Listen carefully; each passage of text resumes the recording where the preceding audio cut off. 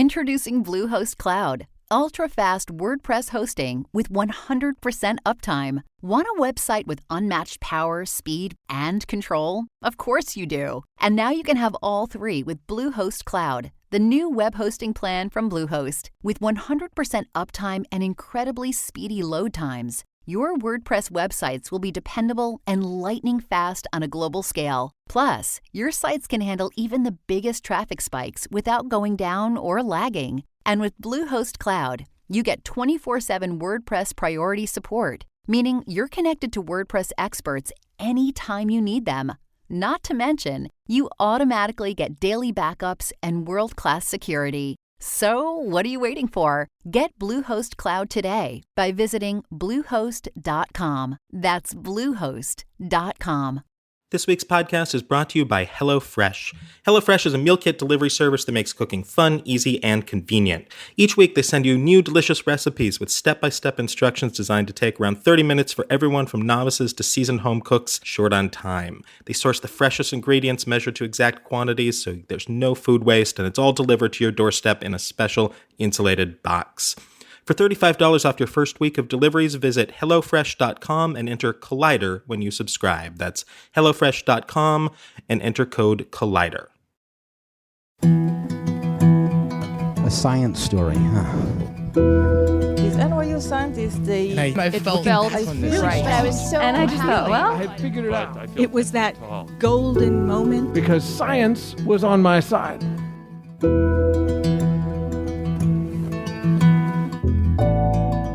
Hi everyone, I'm Ben Lilly, and welcome to the Story Collider, where we bring you true personal stories about science. Our first story this week is from Elizabeth Yuko. It was recorded in simpler times on November 4th, 2016 at the Crane Theater in New York as part of the Gotham Storytelling Festival.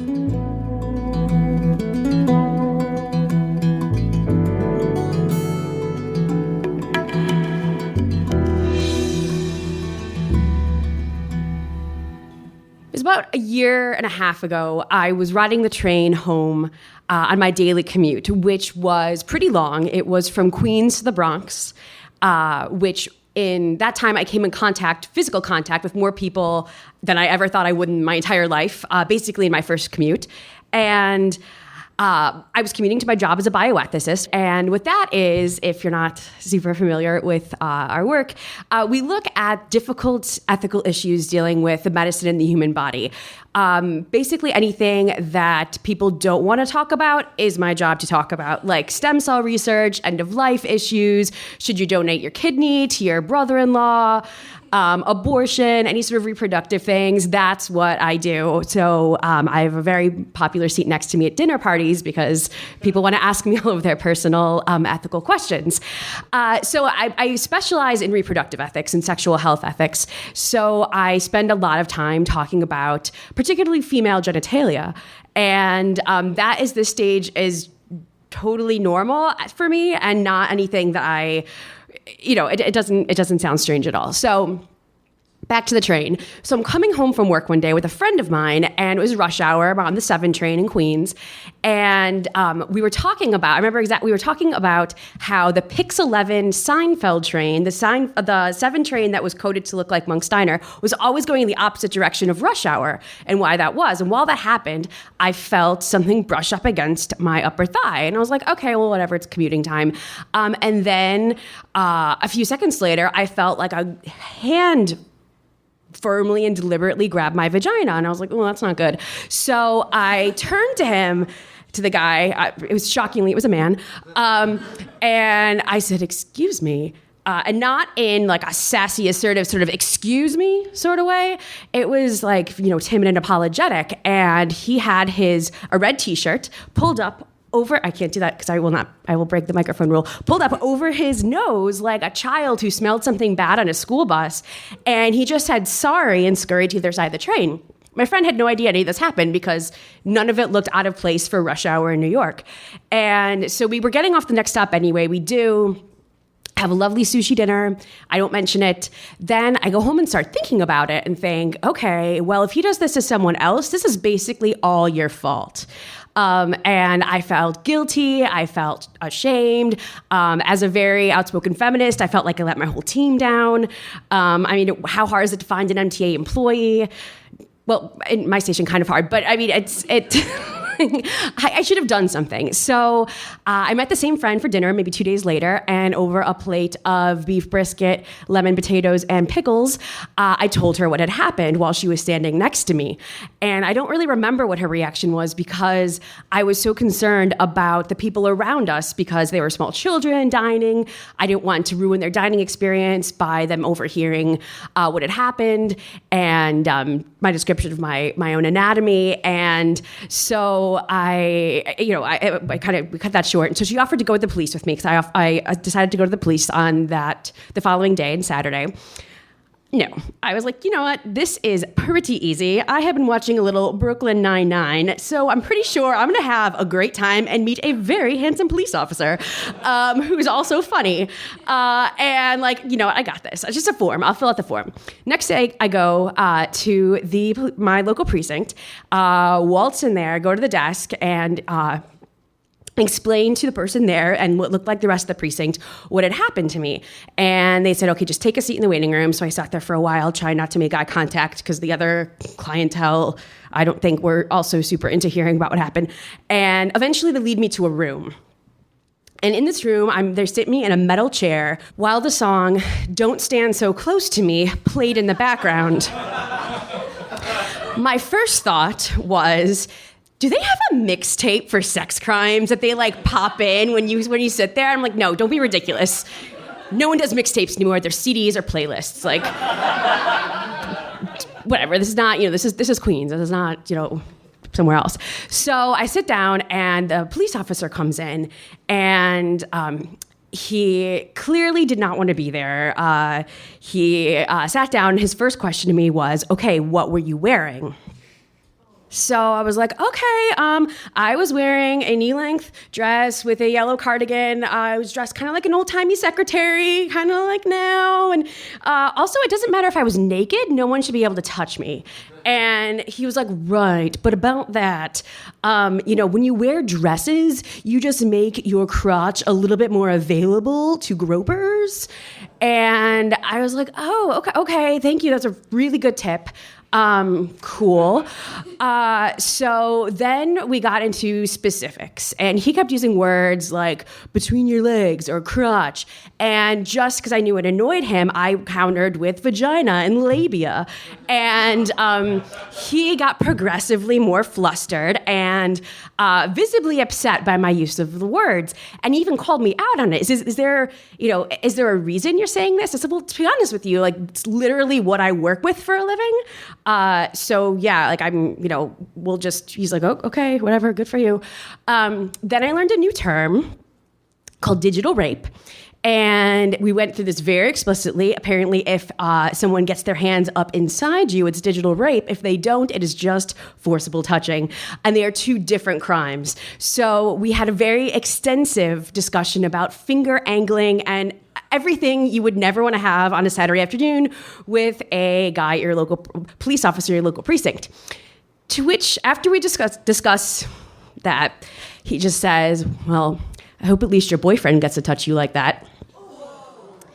Yeah. So this is going really well. I felt like I was there to do my civic duty. I listened to their weird soundtrack. I'm playing along. I'm answering all their dumb questions.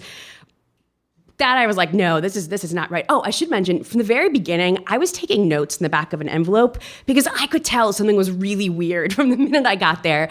And I'm a writer, so I thought, okay, worst case scenario, I'll get a funny story out of it. Wish granted. So we talked about, he was really concerned about the sexual gratification of my hypothetical non-existent boyfriend.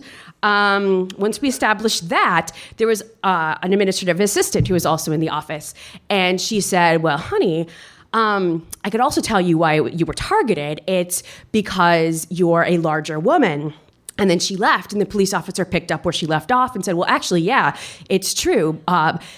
gropers tend to gravitate towards larger women.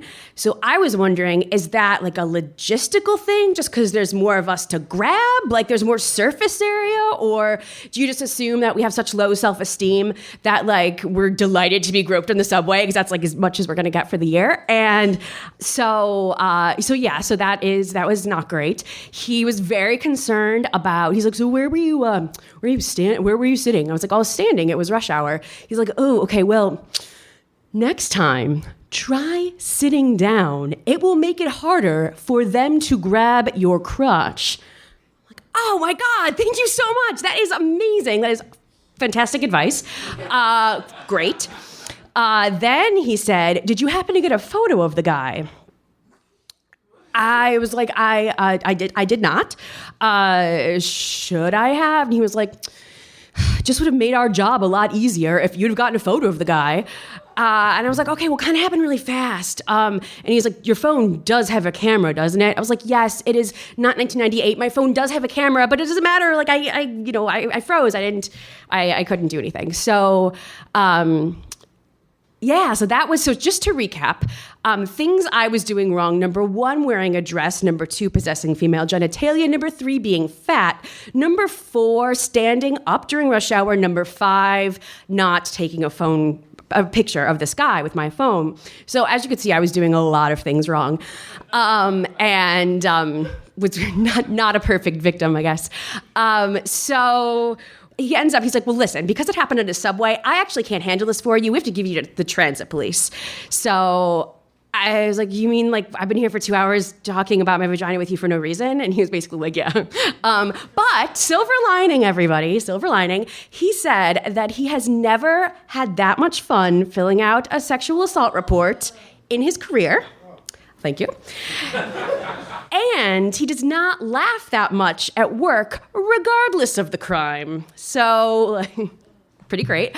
Then he said, he was finishing his shift, and he said it was a shame that I had to continue the process with the transit police because he wanted to invite me to a barbecue at his mother's house. So we're now engaged. No, just kidding. We're not. Honey, stand up in the back. No. So he leaves. The transit cops come, and there are 2 of them to escort me to Rego Park, the transit police station. And it was one of the first warm days of the year, and they said, listen, our squad car's air conditioning is broken. We have a van. It's like, oh, all right. Okay, so I sat in the back of essentially a paddy wagon where the criminals sat in the back behind the little bars, and they're in the front, and I'm like yelling at them to the bars, talking about like, what happened and what good restaurants to go to on Queens Boulevard. And they like Ben's Kosher Deli, should you want to know. So they dropped me off at the police station, but I didn't see a police station. And then explained to me that the transit police are located underground in a subway station. So that means when you're the victim of a crime on the subway, you must then return to a subway station to report the crime. So they're really into triggers, I guess, and making sure not to re-traumatize people because it was amazing. I was like, oh, okay, fantastic. So I go down there. Anyway, tell my story to 2 more police officers. One, I got my first empathetic one of the day. He said that he has a wife and 2 college-age daughters. Therefore, he understands why this is not okay. Like, cool, okay, that's great. This shouldn't be a prerequisite, but cool. So I finished this up. I was late for my friend's birthday, blah, blah, blah. So the next day, I write up all my notes for my envelope and do nothing with this narrative for about a year and a half. Then I decided last year I wanted to publish it because I was starting to write a little bit more, and one of the many nationally televised sexual assaults happened. And I'm like, I should say something. So I published an essay with Refinery 29, but before it came out, they said, we're contacting the NYPD for comment.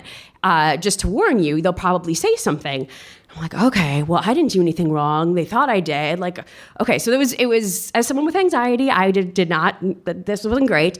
Then they said, we're getting our legal team involved. We're going to have you on Media Watch. People are probably going to want to talk to you. This will be a whole thing. So that kind of got me all worked up, and there's no backing out now. It was going in.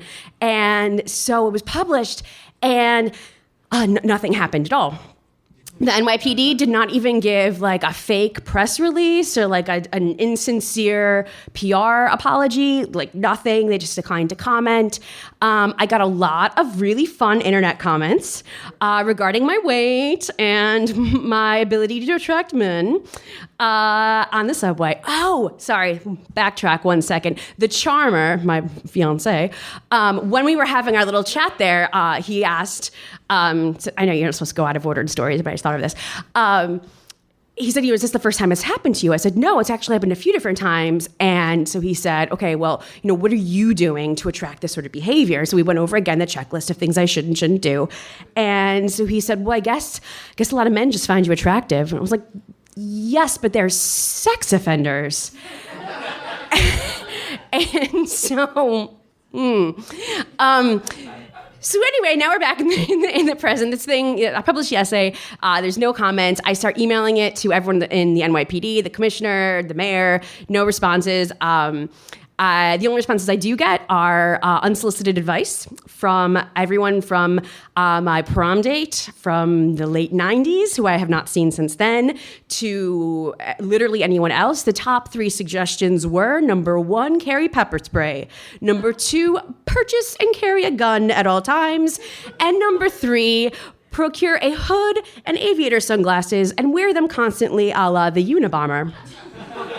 And if I did all of these things, in addition to not wearing a dress, not having a vagina, not going on subway during rush hour, sitting down, taking pictures, like I should be fine. So, yeah. And then I tried to publish another article, like a kind of a follow-up on things to say and not say to people who've been sexually assaulted. This was this past summer. And all these editors told me, you know what, we're finished with sexual assault as a conversation. We've kind of moved on as a society.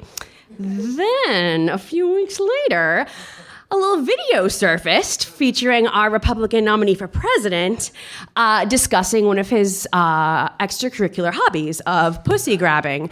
And all of a sudden, I was a hot commodity and the spokesperson for vagina grabs. So that was a kind of unexpected twist. So, and I kind of went to, all these people who told me it was over, they're like, oh, now we want to talk to you. Great.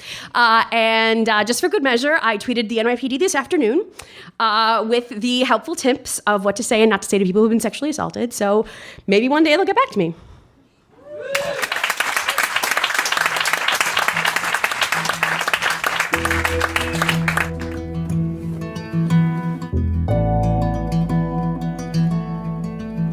That was Elizabeth Yuko. Elizabeth is a bioethicist and writer specializing in the intersection of popular culture and ethics. She is an experienced communications strategist and currently serves on the board of directors of the UN-affiliated NGO, the Global Bioethics Initiative, and as an external expert for the European Research Council. She's been published in the New York Times, The Atlantic, The Washington Post, and Rolling Stone, among others, and she also hosts a comedy lecture show called Let's Get Ethical at QED in Queens, New York. Our second story today is from Salam Gano. It was recorded in November 2016 at the Oberon Theater in Cambridge, Massachusetts.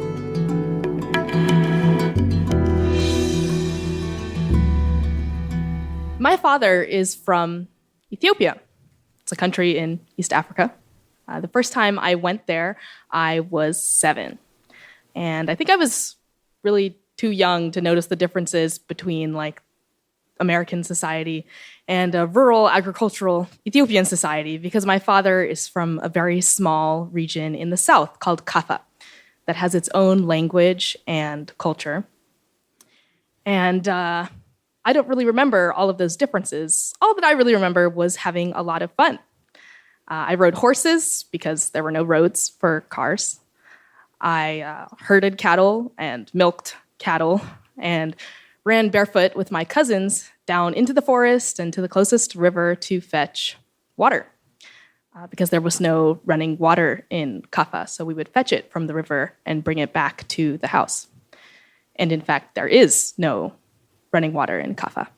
And I think because the first time I went, I was so young and just took everything for granted that I really connected with my family there, with the village that my father is from, and with our region, Kaffa.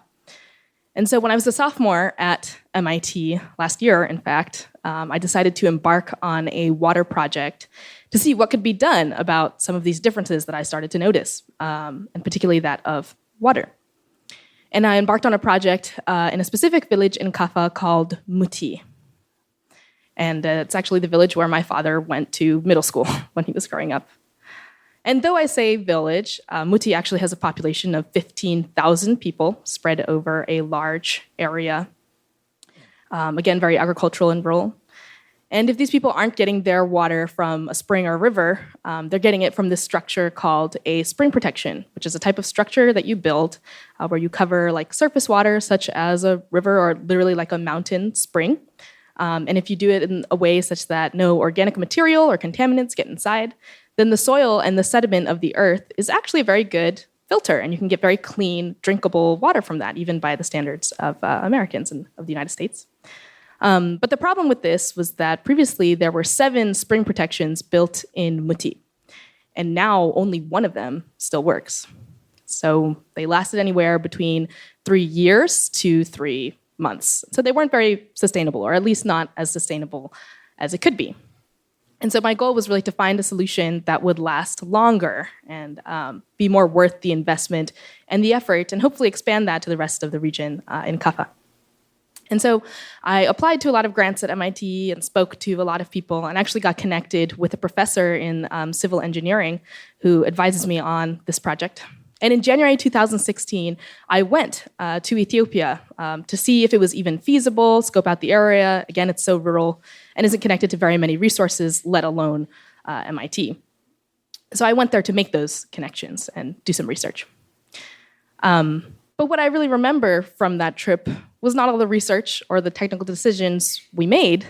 And we made a lot of them. We decided, in fact, actually to build a hand-dug well, which is a structure that we hoped would be more robust and would last longer than the spring protections without requiring too many more resources or a much higher cost. But what I really took from that trip was the people that I met. And they were so unlike other people I'd met. I went to Ethiopia by myself and met all these kind of young urban professionals in the capital city, Addis Ababa. And one of them was actually this guy named Laul. He worked with an NGO in Ethiopia called Drop of Water that I was really excited about because Drop of Water was started by Ethiopian students at Mekelle University. And it was also largely funded from within the nation. And they served a lot of regions in the north and were building wells and doing water projects there. And so it was very much for Ethiopians and by Ethiopians. And Laul also had a startup in Addis Ababa, which is something that just would have been a non sequitur like 7 years ago. And so it was really invigorating to speak with him and hear what it was like to work with an NGO in modern Ethiopia and also be starting a startup really on the crest of all the economic development that had happened. And he had a lot to say about what was better now and what was more capable now than ever had been before, or even some things that maybe were better in the past. And perhaps most importantly, what it meant to be Ethiopian in this modern age when everything was changing so quickly. And perhaps most particularly, how to maintain that Ethiopian culture in the face of westernization or modernization, or were those two really just the same thing? And so I had left that trip really invigorated by Laul and others I'd met who had all this energy and all this purpose and were doing all these things in Ethiopia, which was really different from the Ethiopian Americans I grew up around because they were older and understandably more conservative or pessimistic about economic or political changes in the nation, and I think for very good reasons. But that enthusiasm and that optimism really carried me forward through finishing my sophomore year at MIT when I came back and applying for more grants and really nailing down this plan for this well and raising enough to go back to Ethiopia, actually, and really this time go there to plan the details of the well and get it built in the fall. And so I landed in the capital city, Addis Ababa, for my second trip about 3 months ago in August. And I got off the airplane and I was in the taxi back to my aunt's house with my cousin Gideon, who came to pick me up. And he turns to me and he says, "The internet has been down for the last 2 days, and we don't know when it's going to go back up."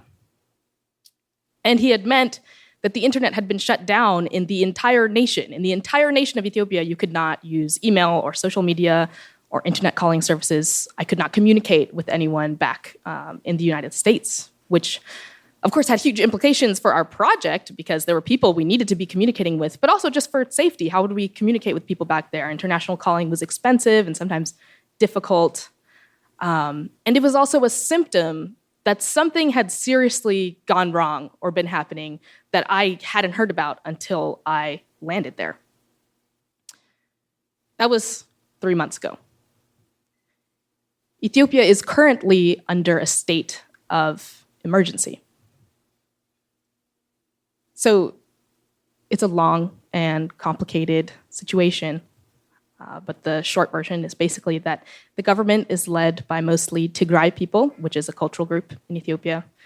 And there's 2 other large cultural groups, Amhara and Oromo, backed by several other Ethiopians, whether just as individuals or other groups, who believe that the government is really marginalizing and oppressing people with some of the infrastructure they've built in more rural regions. And so they started protesting, which turned into larger conflicts and which led to violence and many deaths. In fact, I also lead the Ethiopian Eritrean Students Association at MIT. And there was an exec board meeting we had just to plan an event like we often do for people around MIT. And we weren't really even talking about this subject, but many of them are international students who only came to the United States to go to college. And the end of that meeting really just devolved into people worrying about their families, their parents, arguing whether other people getting involved, the diaspora Ethiopians, were doing the right thing.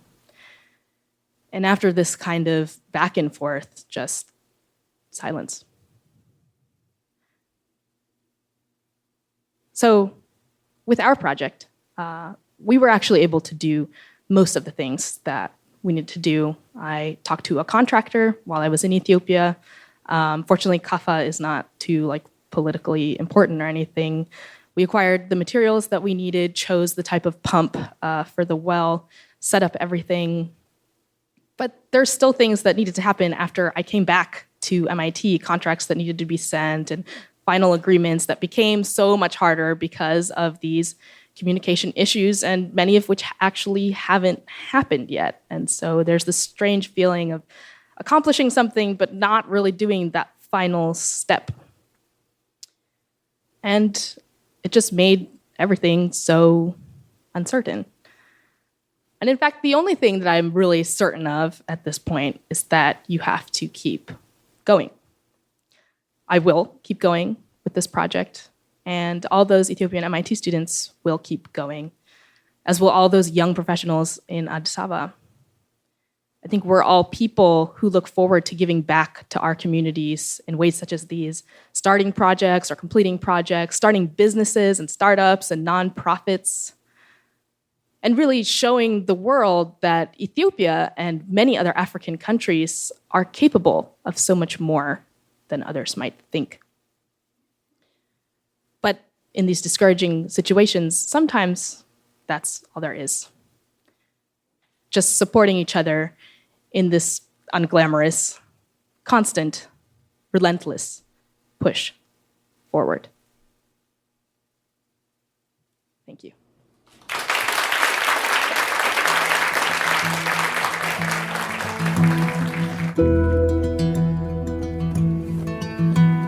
That was Salam Gano. Salam is an MIT undergraduate studying mechanical engineering with robotics. She also blogs professionally for MIT admissions and around the internet. When not in class, she is an undergraduate researcher at the MIT Media Lab and the principal researcher for the Multi-Water Project.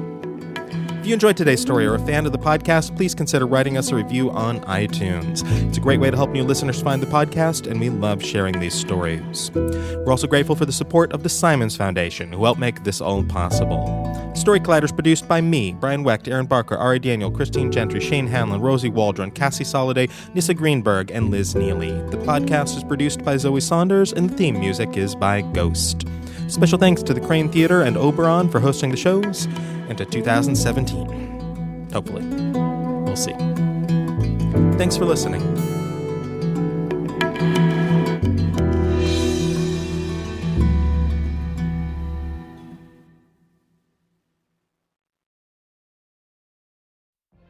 What if you could have a career where the opportunities are as vast as our nation, where it's not about mission statements, but a shared mission? At U.S. Customs and Border Protection, we go beyond to protect more than borders. From ship to shore, air to ground, cities to local communities, CBP agents and officers are keeping people safe.